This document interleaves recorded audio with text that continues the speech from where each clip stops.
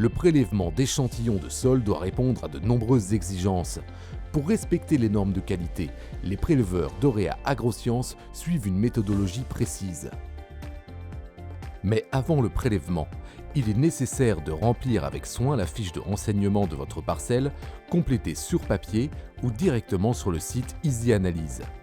Ces informations seront envoyées au préleveur via l'application Harvest pour réaliser votre commande.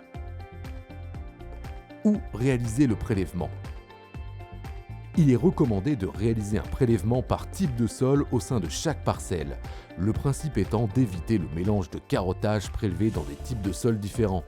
Si une parcelle est composée de deux types de sols très distincts, il est recommandé de réaliser deux analyses de sol.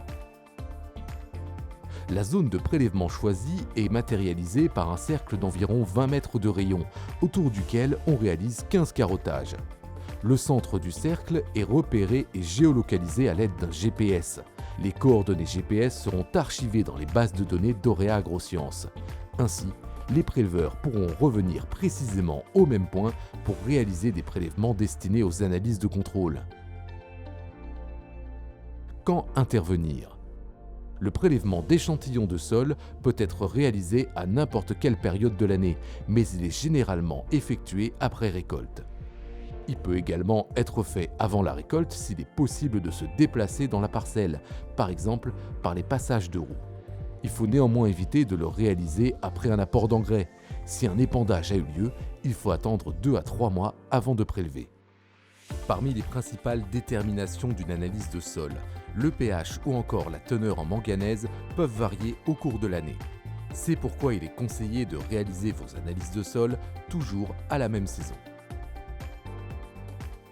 À quelle profondeur prélever la terre?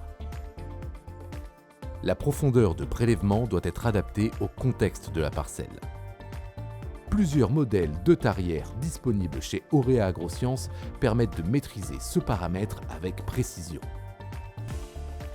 Comment procéder? Pour obtenir un échantillon représentatif de la parcelle, il faut faire le tour de la zone de prélèvement définie plus tôt. Le long de ce cercle, il va falloir réaliser un minimum de 15 carottages. Chacun d'entre eux doit permettre d'obtenir environ 30 grammes de terre. Selon les situations et le temps accordé à cette étape, le préleveur peut effectuer ses carottages à pied comme à bord d'un véhicule de type quad. Une fois l'opération réalisée, l'ensemble des prélèvements est mélangé pour obtenir un échantillon représentatif de 450 grammes environ.